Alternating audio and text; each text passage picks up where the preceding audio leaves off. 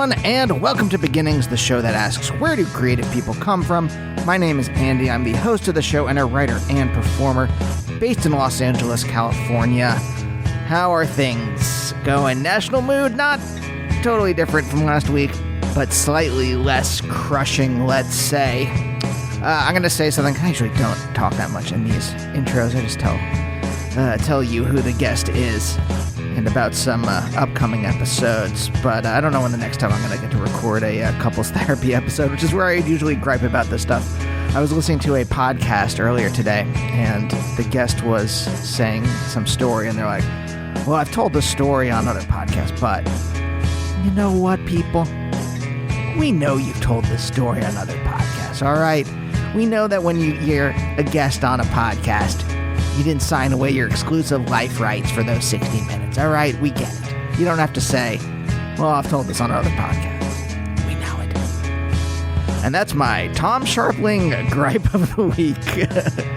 Hey, but I have no gripes about today's guest. This is Diane Coffey, a.k.a. Sean Fleming. And if you don't know who Sean is, why don't I read you their bio right now? Originally from Agora Hills, California, musician Sean Fleming started out their creative life as a child actor appearing in films like John Waters' Crybaby and as a voice actor on shows like Kim Possible and Lilo and Stitch. As a musician, though, they first started playing professionally as the touring drummer for the indie rock band Foxygen. Soon after, Sean formed Diane Coffey as an outlet for their own music, and since then have recorded 5 albums and EPs, the latest of which, With People, was just released on polyvinyl. And I like it a lot. I recommend it. I wasn't familiar with Sean's music before this that much, and their publicist sent me the album, and when a publicist sends me an album, I listen to it just to get a feel for whether it's my kind of music or not. And Sean's music just kept getting stuck in my head. I would listen to it and then put it away, and then their music would still be going on there, and that's usually my sign that I should talk to someone, and I was right. Sean was really interesting. They were very open and positive, very California, let's say, but not in a toxic way, if that makes any sense. You'll understand what I mean in a couple minutes from now. But I hope you enjoy this talk. We get very existential, I was listening to Dave Holmes' podcast, Waiting for Impact, around this time. So the idea of having an ambition from early on kind of got stuck in my head. And I think a lot of the interviews I did around this time have that theme. It's still a theme. I should probably see if Dave can be on the show. That would be very interesting. By the way, if this is your first episode, thank you for checking out Beginnings. If you want to check out other episodes of Beginnings, I've been doing this for 12 years, just a sampling of people I've had on recently. And I talk to musicians and actors and writers and authors. So tons of people from all different creative walks. John Linnell from They Might Be Giants has been on recently. Nels Klein, the guitarist for Wilco. Julie Doiron, comics creators like Jim Starlin and Kelly Thompson. Carrie Mercer from Frog Eyes. Dan Erickson, creator of Severance. Lennon Parham, wonderful actor and comedian. So check out those episodes. If you like what you hear, you can subscribe to the show anywhere you get your podcast from. And I got some great episodes coming up. A lot of great talks next couple weeks with emerging indie rock artists whose albums I really like. And then also Mike Allred, wonderful comics artist. Casper Kelly, great, funny writer. So stay tuned for those episodes. But for now, let's talk to Sean.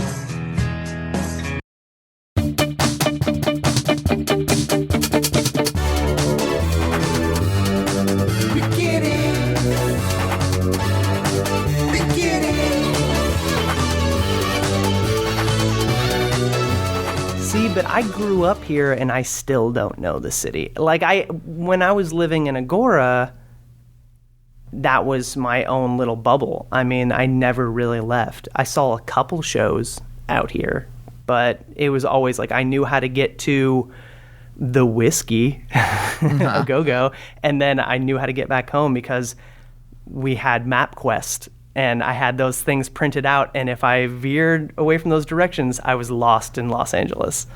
So, as a kid, I pretty much just hung out in Agora. So what was Agora Hills like? Is there anything that jumps out to you as like a story that's like, this is Agora Hills? I don't know. I mean, it felt like a typical like small town bubble. I mean, granted, like I said, we're really close to LA, but as a kid, you know, we didn't really get out. Like I could go to the beach.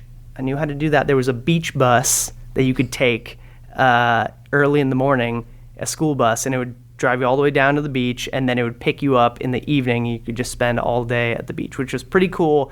And for some reason, it would also run on days, because I don't think it was just for kids. It was for anyone. It was like a public service.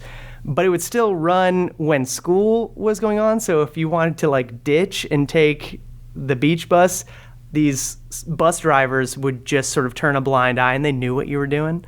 That's a pretty Agora Hills thing to do. But I mean, it felt a lot like Bloomington, Indiana, where I was living, like another small town.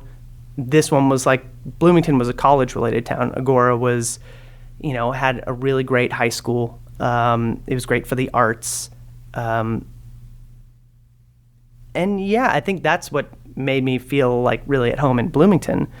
But Agora, yeah, it was just, I mean, that was pretty much it. There was like the promenade that you would go to see a movie, and then you'd go to the beach, and you'd come home, and that was like it. You'd do your schoolwork and go play outside. I got really into skateboarding because that had wheels, and I could make it into Calabasas. I could like, you know, it expanded pre-car, like how far I could get out of Agora. Was there still the hangover from the 80s or the 70s, I guess, right? Of the like, was it Dogtown and the Z-Boys? What is that? I mean, I guess so. I was pretty, let's see.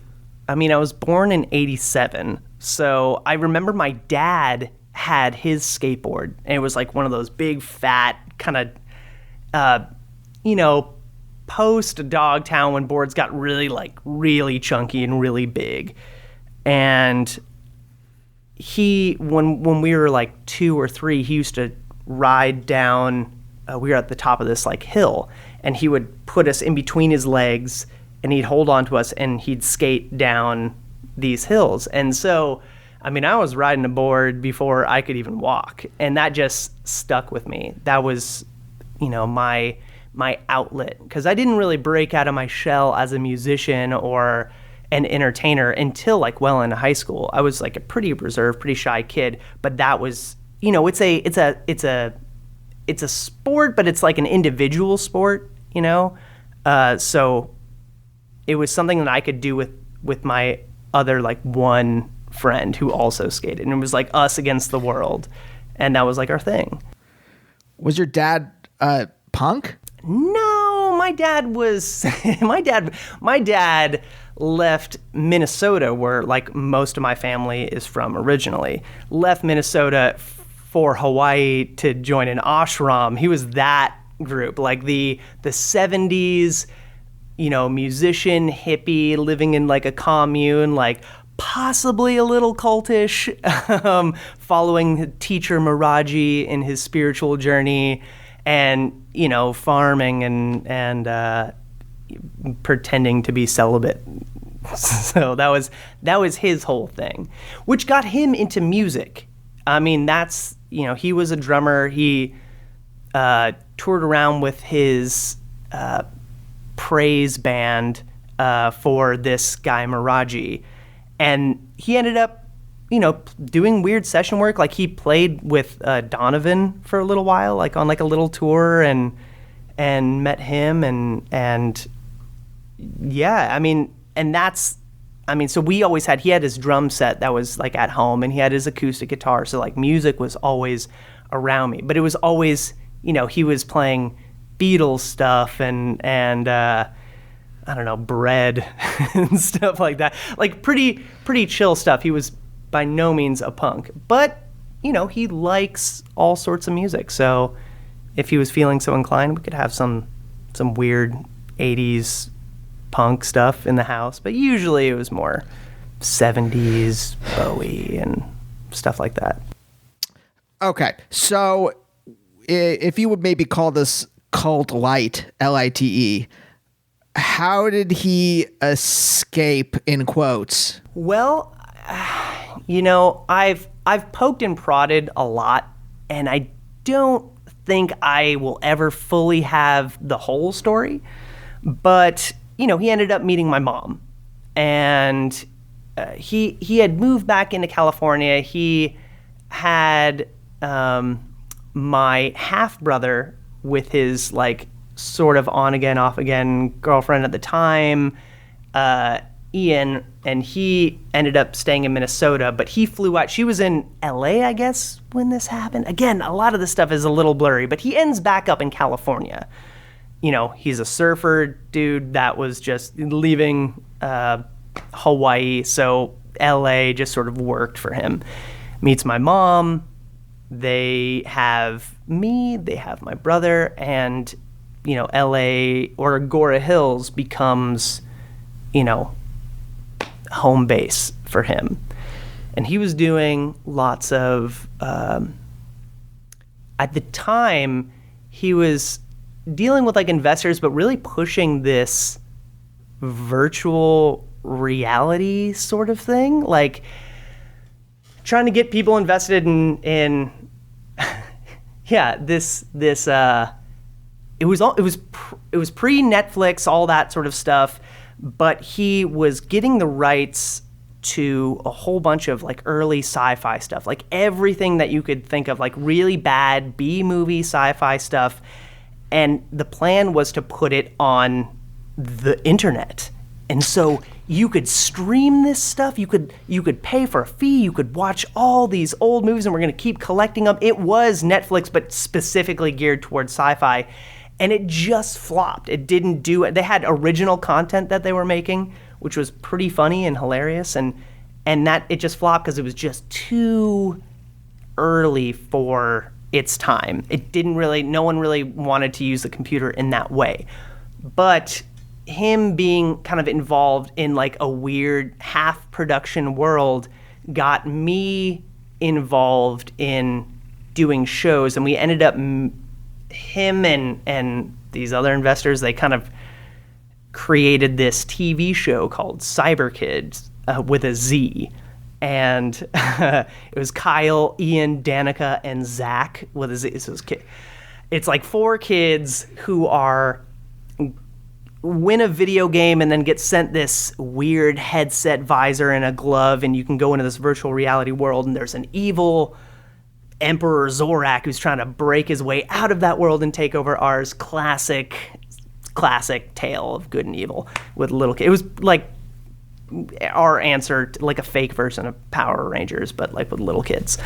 But that, doing that, it was a 13. It's on YouTube. You should look it up. It's terrible. It's awesome. It's so bad. It's absolutely incredible. Good watch. All you listeners out there, go check it out. But yeah, that's what got me into entertainment. I was 6 years old during the first pilot.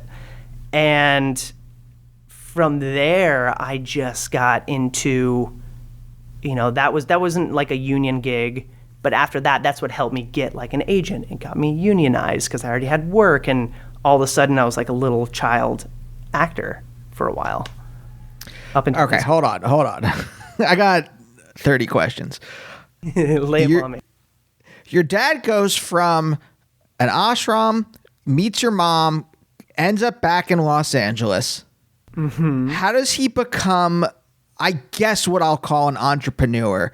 Maybe if you have a more definite noun that you want to throw on there. What leads him into that? I don't really know. I think it was probably just having kids and needing to become an adult after living kind of like a man-child for a while. Sorry, Pops, but surfing, living on an ashram, and then having children. It's you got to kind of get your act together. So he was, at the end of the day, my dad has been and always kind of will be a salesman. He was selling this idea to investors and, creating content that kind of goes along with this thing that he's selling. That's, again, there's a lot of it's really hard to kind of get like a play-by-play from my dad, especially probably around that time in like the 70s and 80s when things are pretty loose and maybe the timeline is a little blurry.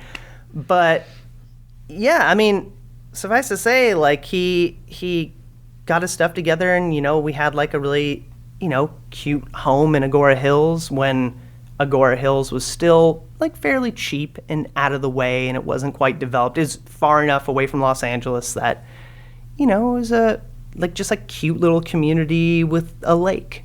So, okay. It's interesting. It seems like your dad's story really does parallel the change from the 60s into the 70s into the 80s, where it was like, the hippie generation, the boomer generation, then like turned into, the generation of Wall Street. And it's what I like about talking about these things and about talking about people's parents on the show specifically, or if my guests happen to live through that time, is that this stuff isn't just something that I learned in a documentary. Like, it really did happen to people. That shift in culture really did happen to people because of things like, there's documentaries where they want to tell like a story about it, but really it's like, well, I had kids and I had to do something, and like I can't pay for like groceries with surfing. Yeah, and that's the thing. There's very few really crazy stories, like in actuality, about how you got from A to Z. Usually it's something as simple as that. Like, I had kids, had to pay the rent. And, I get that. That's just, that's a life thing. That's just adulting. Like, I had been, and sort of jumping way ahead now into my life, when I was living in Indiana and stuff, in my, teens and in my 20s, mid to late 20s, like, I was just doing music and kind of couch surfing around and just, oh yeah, I can do anything, I'll never die, this is great, I could live like this forever. And then, you want something a little bit more, and to do that you have to kind of buckle down and just become an adult, and that's just the way of things, unless you get really lucky.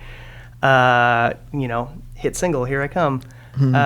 But yeah, I understand it. I totally get it. Like, I now am at that age where my dad was raising like us two little kids, and I could see that. It's just, you do whatever you have to do. You get whatever job you can that you are good at, and you just go. And your dream job becomes like a hobby, which is kind of what it was for my dad. And he had all his musical gear. He had built like a studio at this home. It's like just like a little studio, but that stuff was available. And like, what gave him joy before, which was like the making music and hanging out and surfing and stuff, he passed on to us. Like, it brought him joy to like share that stuff with us then.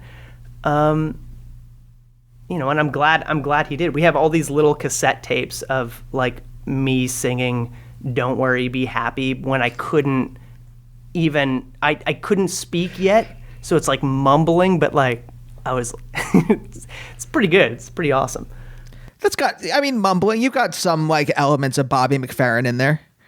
Oh yeah, it's going to be a bonus record I'm going to release at one point. Just all my 2-year-old gerbil speak.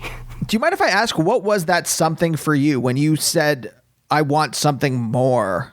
Like, what was that moment for you? Let's see. I guess you could say, because, I had been wanting to do music as a career for a long time, and things fell into place when I was, touring with Foxygen. That was kind of like my into the industry, but still, like, this has been like I was crashing on Rado's couch for like half a year. I was just going wherever the wind would take me. And, I think when I landed in Blooming, I don't know how far we want to jump ahead, but like, I was living in New York City, and I had kind of just finished a tour with Foxygen and was there, and I ended up writing what would become the first Diane Coffee record. And we go then to Bloomington, Indiana to try and record some stuff for the Star Power record for Foxygen. And there was just like a bunch of different issues, but one reason or another it didn't work out. But we had this home that had been rented for like 2 weeks, and Rado had flown out the Dub Thompson kids to record their album there because everything was all set up and we might as well cut a record if we got a place. And I had met my now wife there, and I quickly fell in love, and I didn't really like living in New York. And, we made this decision. At that time, we were just, vibing, and she's like, I've got an extra room if you want to rent that room and get out of New York. I'm like, totally. And, I think when I started to spend a lot of time in like another small town like Agora again, and I was in love, and I just kind of wanted to put down roots. So I think that meeting Melinda, my wife, really, that was my I want more moment. It's like I really like kind of having a house together and working on something and building a foundation, and yeah, it didn't stop. It wasn't one of those things like my dad where I had to put anything on the back seat. It was just I wanted to not just kind of flop around in the breeze, and I wanted to, as well as music, if I needed to do more, I'll get another, job, and I'm working towards something, and it's, maybe not just a hired gun, like playing in Foxygen was great, but like maybe I should really develop Diane Coffee and do my own thing and have a plan for the future, and yeah, so she's my aha moment. She's my turnaround. Was that a struggle for you to, I don't know how I want to put this, but basically like if you were flopping around on the breeze before, was it a struggle for you to choose a path and be like, all right, I know what I need to do to be a good partner to Melinda, and so I'm going to pursue something. I'm going to choose a path and pursue it. And I say that as someone who did flop around for a long time myself. Yeah, okay, the choice to, like, I'm going to be a better partner for Melinda, that was an easy one. It's like, I want to be here, I want to be great, but I was also in my early 20s, so I wasn't that great at being a partner, and that took a lot of work and a lot of trial and error, and, she is a patient woman. And it just, being a touring musician it's a hard dynamic for someone who's your partner's staying home and you're on the road a lot. And at that point, I was gone a lot. I was touring with Foxygen, and then I'd get off the road and I'd immediately go out and tour with Diane Coffee. We're talking like, there was, I think 1 year I was gone 7 months out of the year, maybe even 8. It was crazy, and I never saw her. And there was a learning curve with communication and all that stuff. But to answer your question again, yeah, the choice was super easy. I knew I want to be because she was that moment. That was like this moment where it wasn't just like, this is like sort of like a girlfriend. It's like, this is my life partner. I have found this one who like really gets me immediately on all levels. So I wanted to make that work. It just took, a couple of years to figure out how to do that properly. And, that did involve, I guess, again, adulting, like maybe when I'm on the road, I don't go out after a show and like party and go to a bar. I want to go back to the hotel, so maybe I can spend a couple moments, with my partner before she goes to sleep, and just learning these things and sacrificing maybe the craziness of the youth But it doesn't, that's the thing. And again, I look at my dad, it doesn't feel like a sacrifice. It feels like this is something that I really want to do, and it's not hard. I just got to learn like how to do that and like get out of these habits of, being a, crazy flop, get out of the habit of flopping in the breeze. Yeah, no, I 100% identify with that. I guess what I'm curious about is because, you are in a economically precarious occupation, especially as, if my timeline is right from the way you were talking, we're talking about like the late aughts, now the early teens when this is coming together, right? This is like when I moved to Indiana, and like the first Diane Coffee record came out in October 2013. So, it was probably written. Oh, actually, no, I know it was written. It started writing it on New Year's Day of 2013, so day one. So, yeah, we're talking late 2012, 2013. That's the time we're in. So that's maybe like the beginning of music going from I can survive on this to like, kind of context. If that makes any sense, the metaphor, or not even metaphor, just the babbling noises that I made. Yeah, no, I mean, definitely, it went from me, like, being on the road with Foxygen and making a certain amount per show, and living on, like, a couch and Rado, most months just being like, you don't have to pay rent, it's fine. Like, that sort of lifestyle, to... I'm not just thinking about me anymore.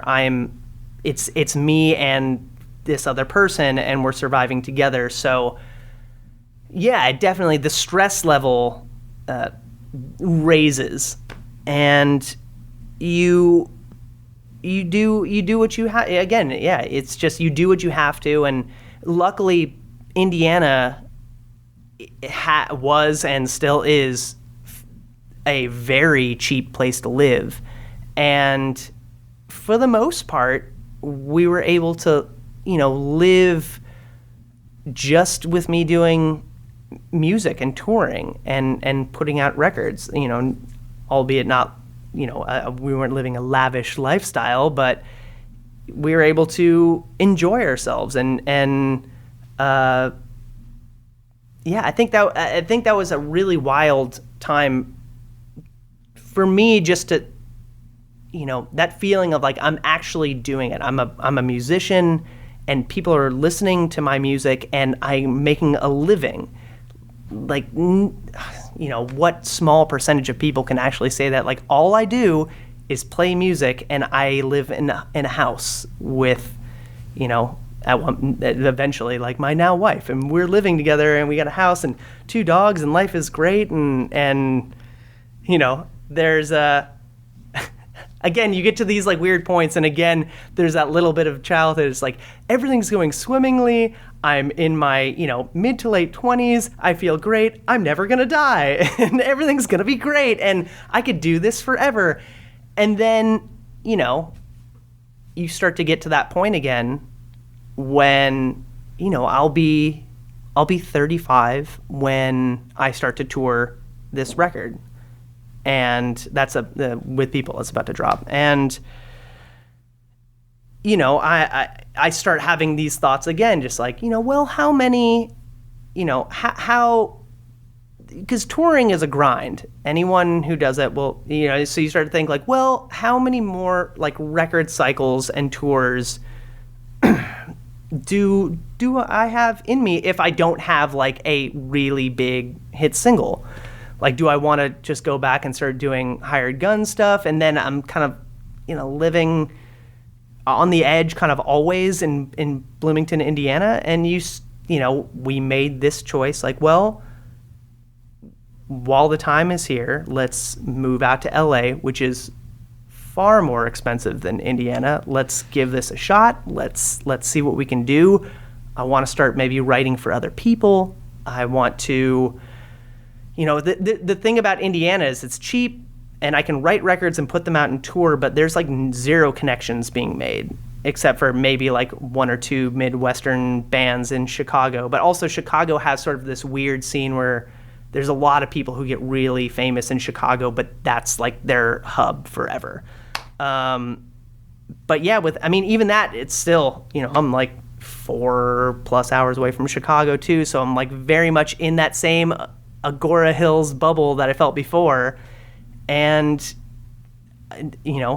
again, another adulting moment of just like, let's do this while we can instead of wait until we can't do this anymore, which is, hey, I'm here in LA. Yeah. It's funny, when you were talking, I was thinking of, do you know John Vanderslice? I don't think so. He's a brilliant musician. He lived in San Francisco for decades, and he ran a studio there called Tiny Telephones. And there's a podcast called True Anon that did a 5-part miniseries on the birth and then eventual death of Tiny Telephones. And it's a studio where like all these people Death Cab for Cutie recorded there, and like a ton of like indie rock bands, and even like I think Third Eye Blind recorded there, and it was this like very punk place. John Vanderslice only charged $250 a day flat. That's it. It never, like, if you could afford more, he didn't like charge you just because you could afford more. It was just, that's how much it cost, and that's it. And he's talking, as this kind of like 5-part documentary thing is going on, he's talking about touring and how like it eventually gets to you. To the point where, like, because you don't ever feel like, even though he lived in San Francisco for decades, he never felt like he was there because he was constantly like on the road then for like 5-6 months, and he could never have like solid relationships and things like that. And it sounds kind of like the way, like, because I toured with my band like a little bit in college, but like a week or something like that. It was never like anything serious. And as a comedian, I go every once in a while somewhere, and my wife, who's a stand-up, like will do a weekend here or there, but she doesn't like it much either, because I think it's that, I don't know if this is what I'm getting to. I'm kind of curious, is that the same thing where you're just like, I don't know if I want to like be a ghost in where I live? Yeah, and there's that, and also, I mean, like, touring is just not as glamorous as maybe people who haven't done it think it is. It's really tough on your body and your soul. And, you have like these incredibly long days of driving, and you get to like a city which starts to look like every city. You want to know what I'm talking about. You get to your venue and it's like, hey, this is a venue. And then you are dragging everything on, you're prepping everything, and then you have like 1 hour 15 of just the best time of your life. For me, like, I love playing. And then it's over. And then you pack up and you go potentially sleep on someone's floor and wake up feeling kind of like crap, and you drive another 9 hours. And that's, when you're not doing the sort of bus travel where it's pretty easy and you have things kind of being taken care of for you, when you're doing the like van lifestyle grind with crunched together with like 6 other people, it's just really tough and it wears on you. And again, yeah, the not being home for long periods of time is also taxing. And the older I get, the more I want to be close to home and to see my partner, and to like, to do some other things, and to, travel and not for work, like see some of these sites and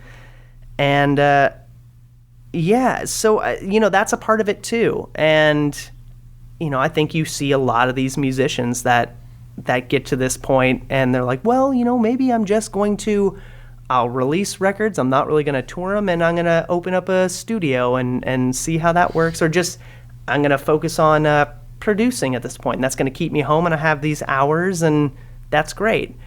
Jonathan Rado of Oxygen, same sort of thing. Like, I talked to him a lot about just, the grind starts to get to you, and he started really enjoying just doing the mixing and producing, and he gets to stay at home, and now his studio is attached to his home, which is so he never leaves.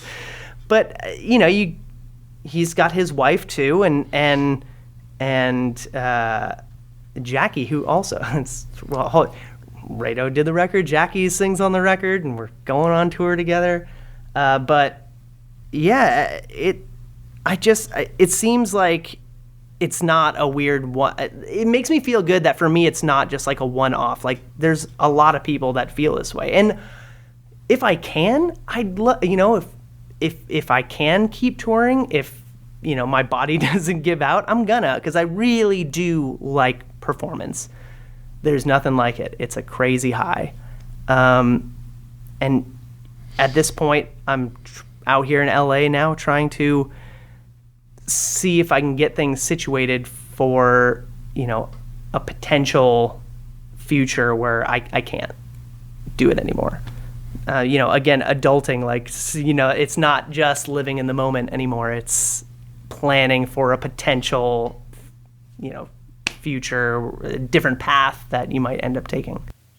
What would that look like? Being a music supervisor or producing? I don't know. I really had... I came out here with this idea that I wanted to start trying my hand at songwriting for other people and doing lots of like sync stuff. And I've just started in that world. And I don't know if there's a lot of people doing that sort of thing. And I don't know if I'd like to think I'm really good at it. Not one to toot my own horn, but I can write a sweet jingle. And I have a lot of fun doing that, and I can do it really quickly. So, that's the idea. That would allow me to play and write quickly. And I do like there's like a time limit usually. There's like, we need this in 2 days, and I work really well in crunch time, and it becomes like pretty fun for me, like the parameters that they give, like it has to sound sort of like this, but also not kind of like that, and fresh and new, and here are the lyrics, and just make a song to that. And it's like, okay, cool, I puzzle solve, and I like that. So if I can do that, that would be great. I really don't know. I don't know yet. I think I've been living in Indiana so long, I don't really know what's out here yet. And I've been doing a lot of like production work, doing PA stuff, and, I'm even doing like production catering. So I don't even know. I mean, like, maybe that's the world I get into, like music supervising, and maybe I'll become a sweet DJ and do brunch DJ sets. I don't know yet. I think moving out here right as I'm about to drop a record, I haven't even had time to really think about it. It was sort of a let's move right now because the market was really hot and we could sell our place and then rent for a little while and it'd be fine. And I don't know, it just felt right. So we took a gamble, we rolled the dice. We didn't really have, a full plan about like what direction I'm going to take, because we really didn't know what was out here. Okay, I want to come back to this because I'm interested. Well, let me just ask this. Did you have a dream originally? And then I want to go back just to say and to like the beginning, to like doing voiceover and stuff like that. And I kind of want to like wind our way back here. Like when you were younger, was there a dream? Was there a thing, like an existential thing you were chasing? Or did you eventually just get into music and find you had an affinity for it? When I discovered that I liked music, when that became like more than just like I could play a little acoustic guitar because my dad showed me, when I like fell in love with music, which was pretty early on, which was like middle school, going into high school, I wanted to release a record and put it out in the world and tour and be a rock star essentially. Like I that was all I wanted. I was like, this is my dream. I didn't think about like, the odds and ends of it. Like I want to have a lasting career in music. It wasn't really like that. I was like, I want to put out a record and I want to tour, and that's my dream. And I remember when I was holding the record in my hand and I had a tour lined up and I'm in Bloomington and I'm unboxing it and I'm looking at this record, with my face on it, and it's just looking right back at me. I'm like, I did it. This is it. People are already responding to a couple singles. Like I did it. I did it. And then almost immediately after, I found myself waking up freaking out because now I needed to find a new dream because I had accomplished this thing I'd been chasing, at that point for what? Like 7 years, coming out of high school, so like 7-8 years, and I really didn't know like what next. It's like, okay, cool, so now just refine it and let's get bigger. And I haven't really landed on like the next thing. I just keep kind of adding to this now. It's like, okay, now I'd really like to have Diane Coffee tour through Europe. I haven't done that yet. I've done that with Foxygen. Like that's like the next goal. I'd love to tour in a bus. I'd love to sell out Shea Stadium. Like whatever. It's just add-ons. I don't really have like a new desire. And I think I'm coming back to this whole point of like, what am I doing in LA? I think I'm looking for potentially what feels good, like what is like, I like this field and I would really like to get involved in this. Because Indiana, I could, maybe open a bar. Like that'd be pretty much it. In Bloomington, there's already really like 3 awesome studios, including John Mellencamp's old studio. So, I mean, like I'm not going to open up another studio in Bloomington. I'm probably not going to open up another studio in Los Angeles. So I'm just looking to see what is out there and what grabs my heart. When you had that dream, like, I want to be a rock star, was it literally like I don't know, I want to be John Bon Jovi? I don't really mean that, but like, I was thinking of like, what's a rock star in my head versus like, Steve Malkmus, who is certainly a working musician and certainly puts out albums a ton, but I don't know if I would call him a rock star in any serious way. So I know the exact moment that I was like, this is what I want to do. And we had like a high school cover band. We were called Harem Scarum. And we did Floyd and the Beatles and lots of like kind of 70s, 80s stuff, the classic rock. 100% checks out for that name. Right. And we signed up to do the talent show. And we played, I think it was She's So Heavy, and we won the talent show. And there wasn't that many people. It was like the high school talent show, so it was like a handful of people. I was like, this is fun. And our principal just loved it. He lost his damn mind. He's like, this brings me back. We got to do a whole concert. And we're like, what? And he's like, yeah, we're going to invite the whole school and we're going to do a huge concert here at Agora in the G building. I'm like, that sounds cool. Yeah, let's do that. And we put together like an hour-and-a-half set with like a 25-minute Beatles medley that we like pieced together, and that was really cool. There's a recording of it somewhere. And like a couple of really crappy first attempts at like songwriting, like just kind of peppered in there for good measure. And the whole school was there. And the moment that you step out on stage, and because it's like all your friends and people who just want to lift you up in general, the sound of this like roaring crowd, all yelling and screaming for you performing. I had never experienced anything like that in my entire life, and that, what a rock star to me was just, can I live in this feeling forever? Can I do this, and like every night I can just go out on stage and still feel like this? That's like a rock star. And that's what I wanted. Again, wasn't really thinking about, do I want to make money doing this too? It was just like, I want to do this, and I want to put out a record, and I want to like have people react to this when I'm not playing a Beatles song. I want them to react to the stuff that I'm writing. And, it took me a while, but yeah, I got it.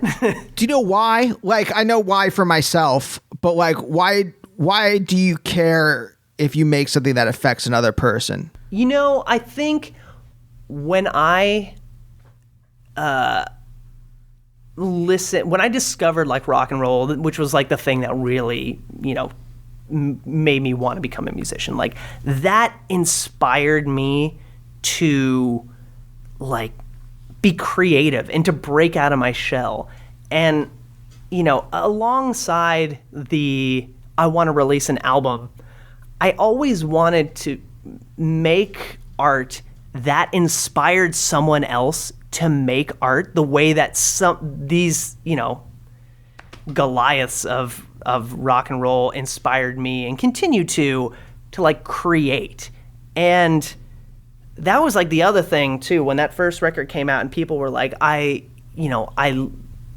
sending me messages like, I love this, and it inspired me to write this. Will you listen to my music that you inspired? And that just blew my mind.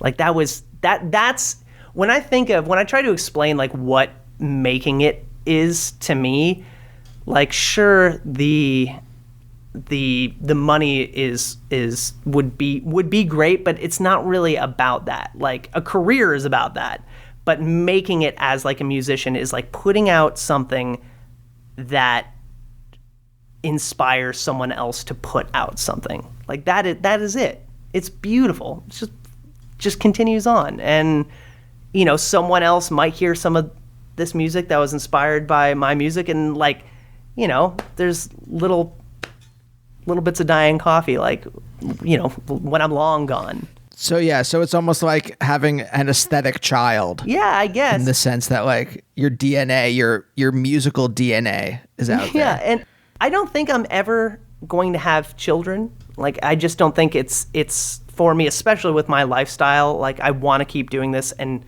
I just don't see myself being a good father if I want to continue doing this. Which is fine, like, but yeah, I do think that leaving an imprint probably has a little something to do with it. Just something that like, maybe that's something that we all are chasing, maybe subconsciously, either through children, passing along your DNA, or doing something that leaves your mark on the world to say that this mattered somehow. Yeah. I'm trying to think about it. Sorry, I asked you that because I'm trying to interrogate that in myself. Sure. And I want to know how much of it is like my own ego and how much of it is, because I really do like when I get like notes from someone or like a email or a DM or whatever that's just like, hey, this show or something, or like the show I do with my wife, really helped me through a tough time, or I really like this thing you said, it made me think about X, Y, or Z, whatever. Like, I like the idea that it created this kind of community, and that it that there's like something better in it, what I think is a fairly shitty kind of fascist world. And I'm trying to hold on to that as the positive part of it, and not hold on to like the narcissistic ego part of it as why do I want people to consume the things I make. I think at the end of the day, though, we can constantly overthink this stuff. And at the end of the day, like, I like making things that make people feel good, and that makes me feel good, and that's pretty much it. And if I can survive, survive doing that, that's great. You know, I'd much rather struggle doing that than kind of, I don't know, settle in and do something that I, didn't care for or knew made other people unhappy, or is like destroying the environment or something like that. Like, I'm making music and there's nothing wrong. It doesn't hurt anybody, and it makes me happy, and that's why I do it. Yeah, I think you're right. I think that on a like very basic level, it's like, oh no, this is joyous to be able to write, or to be able to like do interviews with people whose work I like, or whatever. Yeah. Right? There's joy in all of that. Yeah, and that's it. It's do what makes you happy, as long as it's making other people happy. So, okay, I want to go back. We're right towards the end of the show, but I want to go back because, okay, you do voiceover on this cartoon for your dad, and then that kind of like, how do you get an agent off of that? So it wasn't a cartoon. It was like a live action series, and you were acting in it.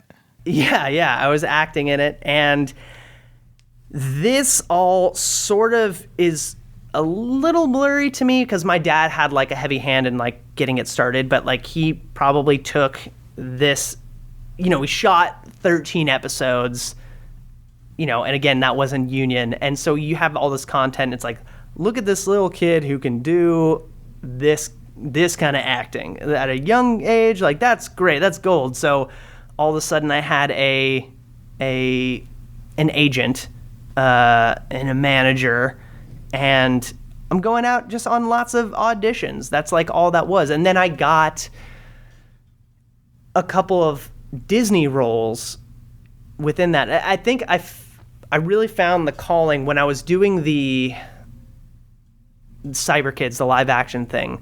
I had to go in to do ADR, and which is for listeners who do not know what ADR is, it's when there's bad sound quality and you got to go back in the studio and say what you said over your bad audio. So, you're saying it exactly the way your lips were moving, and they can just throw that in there and it should look seamless.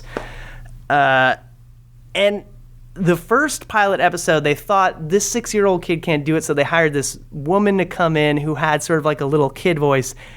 And I swear you should take like a minute to go watch a couple of these episodes, because that first one is hilarious because the voice just does not match up. It's so goofy. So then they had me come in on like the second episode. They're like, well, give him a shot. And I was really good at it. And so I think that was like a good pushing point for the agent. Like, let's send him out on some voice acting stuff. Like, let's just see how he does in a room with a mic, if he can act like vocally.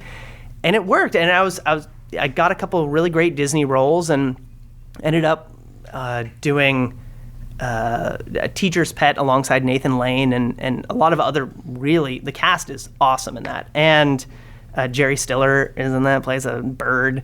And it's great. Like, and that, once I kind of landed that, you become like you're in this like Disney family, and all of a sudden it's like, yeah, now I just like got the role of Goofy's son Max, and I'm doing that, and now I'm not even auditioning for stuff. They're just sending me, it's like, this is the role, you come and do it. And I remember being like 6 or 7 and thinking, like, this is totally normal. I'm just going to work. Like, my dad would take me and we'd skip school and I'd go and I'd get a set teacher, and it's just like, just the daily grind, this is life. This is the way people live in Los Angeles.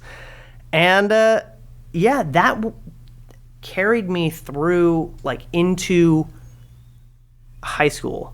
And then I got my last role as the first kid to die in Jeepers Creepers 2, and that was like the only other like live action thing I did.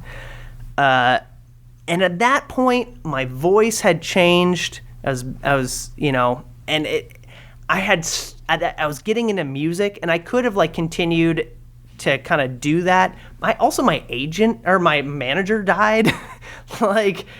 And so all of a sudden I had to like find a new manager, and they wanted me to like go and do acting classes and kind of like, you know, go to like Groundlings or something and kind of get in that scene. And I was like, you know, I was a teenager and I was just like, well, you know, it's cooler if I show up to school with the acoustic guitar than like go to do improv comedy with the Groundlings. Oh, come on. Yes, ending wasn't gonna. No. Okay, let me backtrack. I did throughout high school comedy sports, and I loved that. That helped me break out of my shell. But I didn't want to pay for it. I didn't want to go out into LA and like pay for it as well. I'm like, I'll still do this, which is, you know, fun and but I'm really into music at that point, and I just kind of walked away from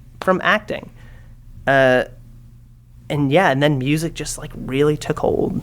Was it a fraught decision at all, or was it really just that like, well, there's all these things like I don't want to have to bother finding a new manager, and this one that I did find is like kind of annoying, and so like I don't know, fuck it. It was kind of a little bit of both. I mean, when I went to go find this new manager, we're in this like really tall LA building, you know, like the 25th floor or something like that.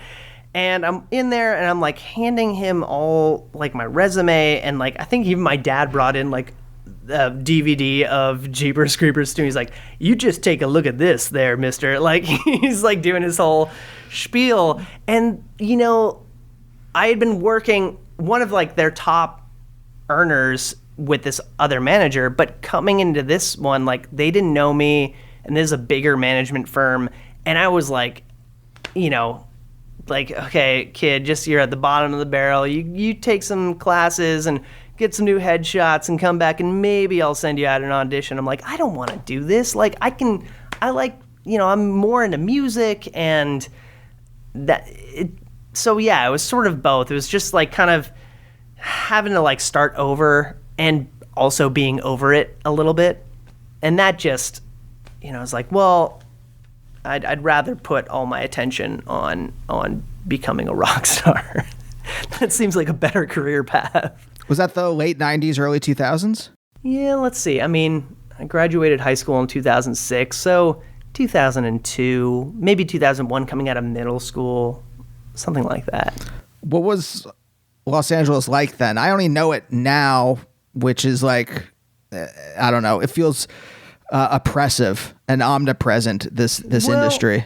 Like I said, I never really hung out in Los Angeles. I will say, so graduated in 2006, and now I'm like, I started playing with this one band called Infantry, who, you know, there was like, we were kind of courting this label, Vapor Records, and that was Peggy Young's label, and so they knew, they were really closely tied to the Rabinowitzes, like who was Neil Young's manager. They like, one of them lived on like the same block as him, so they were kind of like, you know, I ended up like going to Neil Young's house to like have dinner before one of the Bridge School benefit concerts. So it's like me eating with like Neil Young, and like Tom Waits was there, and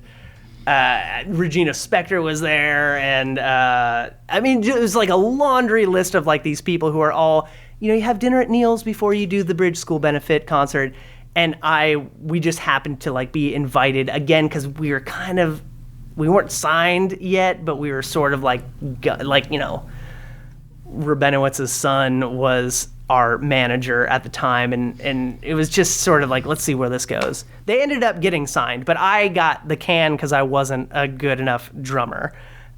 Like I sort of like, I played guitar, and then they needed like someone to play kick drum as well, and then that became like add a snare, and then all of a sudden I'm the drummer, and I don't know how to drum, so I just, you know, we did that for a little while, and then they're like, okay, sorry, you're out of the band. So then I'm like teaching voice. I'm making didgeridoos for this crafter. I'm living in a tree house in Malibu. This we could go for another like 2 hours about this time period, which was just super chaotic. And I'm trying to put together a band for myself because I'm like trying to do songwriting. And I actually was playing with Rado for a little while, doing my first band called First from the Sea, which is also the worst name for any band to say or to see on a flyer. But, and then that didn't go anywhere. And it was just like going into LA to do pay-to-play stuff. That was big then. I think it still kind of is in a way, but I just didn't know anyone in Los Angeles, and I couldn't break into the scene. And it was just it felt like a place where dreams go to die. And I couldn't figure out how to do it. So I'm in Agora teaching, not like feeling like I made maybe a mistake not going to college because I thought me hanging out with Neil Young was going to be like the ticket, which anyone would. Like, that's a crazy situation to be in. But then, and get this is amazing. I am eating Chinese food in between teaching these little kids how to sing Adele. And I crack open my fortune cookie and it says, "Accept the next offer you receive," which is pretty direct. I usually don't see fortunes like that. It's always like, the sun will shine on you. And they're like, no, this is like, do this thing, the next thing that is presented to you, say yes. And I'm like, okay. And 2 minutes later, Rado calls and he's like, hey, I know you don't play drums all that well, but you can hold a beat and we've got like a little show we're going to put on. Do you want to drum with Foxygen? This is like well before they're signed. I'm like, as a matter of fact, yes, I do. And then like one show became two became four, and then like a tour, and then they got signed. And it was just like this weird magic moment. But before then, like LA just seemed like a nightmare to me. I just didn't get it. And I sort of understand it now, but I don't know if that's because I've been in this industry so long and I'm already plugged in enough, or if LA was just like way harder to deal with in that time period. Long story to get to your point. No, it's interesting. I'm curious, did music fill in something that you found lacking as your like voiceover and acting career was waning? Question mark. I guess waning might not be the best word, but like as you were kind of growing disenchanted with it, let's say. I think as fun as it is as like a performer to like go in and do something and kind of create content, and that's great.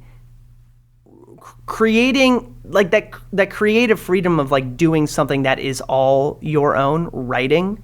I think I was missing that aspect of it. I think I wanted to express myself, and I wasn't that great at it yet. Like I didn't know how to write like a good song, but I wanted to, and I needed to get things out. There was a lot of teenage angst growing up that I just needed to find a way to put into, I never really liked I could not write poetry to save my life. I probably still can't.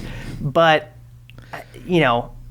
with music, I could also express whatever I was feeling in a way that I didn't even need to write words. It was just like whatever this actual music is too, is maybe saying some of the things that I can't figure out how to say. And that was really alluring. And I wanted to continue to explore that. Yeah. I think, maybe same with like, that's also probably why I got into that improv comedy too. What like really helped me out, because I could like all of a sudden, like I'm free to sort of like say these things that are on my mind in this sort of weird way, and have with improv comedy, it was great because you had support. You had a lot of yes ands from everyone else. You had your team.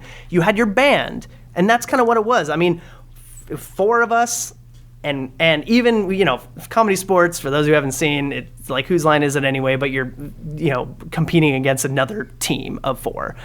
But it's all silly, and it's not actually a competition, and everyone is just there to support each other. And that was really cool. And I find that in a band setting too. Like, everyone is here, we're all rallying together, we're all in this together, and as the front man, and I get to say these things that are on my mind.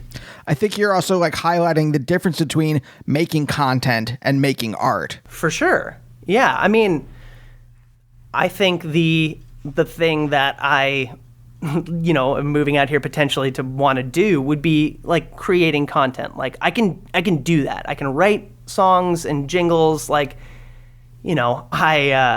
I don't really care about Tide, but I could probably write a really good song about Tide. And that'll be fun, and it's content, and it pays the rent, but it's not, for me, it's not art. Like, I will always be able to write songs. And whether or not I'm putting out records formally, or if I'm just putting stuff on Bandcamp, like later in my life, or whatever the thing is 20 years from now, I'll always have that outlet. And I think for young me, that was really important, and probably why I felt, more of a pull to music than doing voiceover work, reading on the page, creating content. That actually seems like a really nice place to end. Sean, thank you. Of course. Glad to be here. How do you feel? I feel fantastic. I feel thirsty. And I turned off the fan, and I'm feeling hot. I just got this I just joined this new rehearsal space because I'm trying to prep for this tour. And today was the first day I got the key and I have access, and this is the first thing I'm doing here. Cool. Where is the practice space located? This, again, not really familiar with Los Angeles, completely. But I work doing like production catering in Echo Park, and I'm about 10 minutes away. Okay, cool. Okay. Yeah. So I'm pretty close, which is great because I can do work and then get off, and like you have a place that's like close by. Yeah. Are you on a production right now? So not doing PA stuff right now, but I am every day. Like I worked at Amazon today doing something that I totally don't know what they were doing, but I served them eggs. I made egg sandwiches on set today. So that was fun. One thing that we didn't talk about is I also really, when I was trying to figure out my life path, there was a push to, I love cooking. And there was a while where I thought I might go into, when I'm also, this is like just getting out of the music, the acting thing, and being someone who likes music, but also being a high school kid who's trying to figure out direction in their life. And I really did like cooking. And I thought maybe culinary school might be the way to go. And I could open up a restaurant. And it's the same sort of thing. I'm creating, I'm making people happy. It makes me happy, and everyone wins. And music just sort of beat it out. And I think it beat it out because I started playing with that band that had those good connections. But that was a pretty close contender. And I really, maybe that's the thing now. Maybe being in LA, I find this like love of food again, and I open up Diane's Diner, and like that's it. But I like that the thing that you are chasing in the end is that feeling and the of being able to create joy. Paraphrase, but to create joy in other people's lives. And you're not totally agnostic as to the method, but there are like some methods that feel better, that vibe that resonate with you more than others. Yeah, it's the thing that can make people feel good, which will make me feel good, but it also are things that involve like a creative outlet in one way or another. Yeah. That's great. Thanks, Sean. Of course. And we'll see you next time. Bye. Bye, oh, bye, oh, bye, oh, bye, oh, bye, oh, bye, oh, bye, oh, bye, oh, bye, oh, bye.